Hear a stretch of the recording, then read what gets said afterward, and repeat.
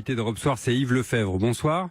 Bonsoir. Le secrétaire général du syndicat Unité SGP-FO, syndicat de police. Ça a cassé pendant près d'une heure avant la première intervention des forces de l'ordre. J'y vais directement. Je vous pose directement la question qu'on se pose quand on regarde les images de cet après-midi.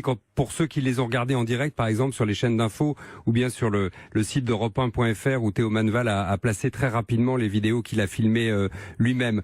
Une heure avant la première intervention des forces de l'ordre. Comment on explique ça? Est-ce qu'il y avait, pour parler clair, des ordres de laisser casser?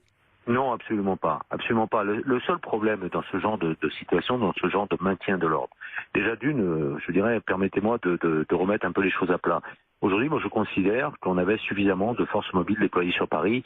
On avait plus de 1000, entre 1000 et 1200 CRS et gardes mobiles. Ensuite, on est dans une problématique... Intéressant que vous disiez ça, si je peux me permettre, parce que vos collègues du syndicat Alliance dénoncent une police en sous-effectif. Donc vous dites non, il n'y avait pas de sous-effectif aujourd'hui. Je ne tomberai pas dans ce débat populiste qui signifie à dire qu'aujourd'hui ça est cassé par la faute de Pierre-Paul ou Jacques. Non. Effectivement, on savait que ça allait casser. On savait, les réseaux sociaux en avaient parlé, ça les enseignants l'attestaient. Aujourd'hui, le problème après, quand on arrive sur la problématique du McDo et de la concession auto. Effectivement, là, on a des casseurs, un certain nombre de casseurs, plusieurs dizaines, plusieurs centaines de casseurs qui vont procéder à la casse. Le problème après dans le maintien de l'ordre, si on intervient dans un tel cas immédiatement, risque de dégâts, je dirais, collatéraux, avec des gens qui sont là en observateur, des manifestants pacifistes, des passants, des habitants, je dirais des gens du quartier, et puis vous, journalistes aussi.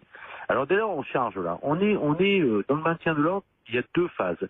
Il y a la phase où on a le risque de perte humaine, là où il y a des gens, des vies humaines en danger. Là, on intervient à tout prix, immédiatement. On ne cherche pas à comprendre. Et d'un autre côté, il y a du dégât matériel. Alors, est-ce qu'il faut risquer des dégâts humains pour pallier à une tentative de dégradation matérielle? Là est toute la question. Et la réponse, pardonnez-moi, mais la réponse, on l'a eue visuellement, c'est tant qu'il n'y avait que des dégâts matériels, on a laissé faire. Oui, pour éviter ce que vous expliquez très bien, pour éviter qu'il y ait de la casse humaine, la casse personnelle. Bien sûr. C'est un choix très délicat à prendre. C'est un ordre très très difficile à prendre, mais moi je considère que les forces de l'ordre cet après-midi ont agi comme elles devaient agir pour éviter justement ces dégâts collatéraux avec des risques, allons jusqu'au bout, de peut-être de mort à côté lors de la charge, lors des affrontements. Donc il valait mieux privilégier ça, et je pense que ça c'est en tout point logique et respectable. Donc c'est une logique d'ordre public, autrement dit, et du respect des personnes. Bien sûr, bien évidemment. Comment est-ce que 1200 casseurs, vous avez dit, on avait des alertes sur les réseaux sociaux, on savait que ça allait se passer. Comment 1200 casseurs ont pu se glisser en tête d'une manifestation sans que personne ne les voit venir? Là est tout le problème. Moi je considère qu'aujourd'hui, il fallait qu'on puisse procéder à des contrôles d'identité, des interpellations en amont. Alors est-ce qu'on a tous les outils juridiques pour le faire? Non. Pourquoi? Parce qu'on avait pu le faire, d'ailleurs, sur notre demande à l'époque. Michel Cadot, qui était à l'époque préfet de police avant M. Delpech, avait mis ça en œuvre à l'époque. Mais à l'époque, on était sous l'état d'urgence.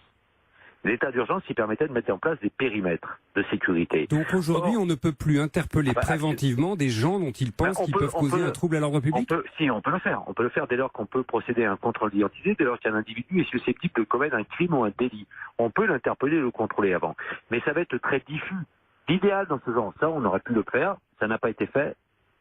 Voilà, la question se pose. Par contre, ce dont on a besoin, parce que malheureusement, ce qu'on a vécu aujourd'hui, on risque de le revivre encore et d'une façon certainement amplifiée, parce que les casseurs, aujourd'hui, sont de plus en plus organisés. Il faut qu'on puisse avoir un élément juridique qui nous permette de mettre en place des périmètres de sécurité tout autour du lieu de rassemblement et du lieu, je dirais, de déplacement de la manifestation. Le fait qu'on soit en Vigipirate renforcée aujourd'hui ne suffit pas. Elle ne suffit pas. Pourquoi? Parce qu'aujourd'hui, on a la loi anti-terreau qui nous permettent, dès lors qu'il y a une menace terroriste, de mettre en place un périmètre de sécurité. Là, on n'est pas dans du terrorisme tel que l'entend par la loi. On est dans un terrorisme, je dirais, de guérilla urbaine, mais on n'est pas dans un terrorisme tel que défini par la loi. Donc aujourd'hui, il nous manque un outil juridique manifeste pour le faire. Il faut impérativement, je dirais, légiférer en extrême urgence pour dire que dès lors qu'on a une manifestation avec un risque potentiel de passage à l'acte des casseurs, qu'on puisse mettre en place un périmètre de sécurité pour justement les interpeller en amont, parce qu'on peut facilement les identifier par la tenue vestimentaire, par le port de sac à dos. Excusez-moi du peu, on ne met pas un cocktail Molotov dans une poche de blouson ni de jean, ni même de short. Donc vous voyez, on peut interpeller, on interpelle de façon préventive On n'arrivera jamais au risque zéro, mais on le réduira de façon particulièrement conséquente. Merci de votre réaction ce soir et de vos explications aussi, Yves Lefebvre, secrétaire général du syndicat Unité SGP FO, syndicat donc de police, avec un appel très clair au ministre de l'Intérieur, qui est donc votre patron, à légiférer à nouveau en urgence, dites-vous.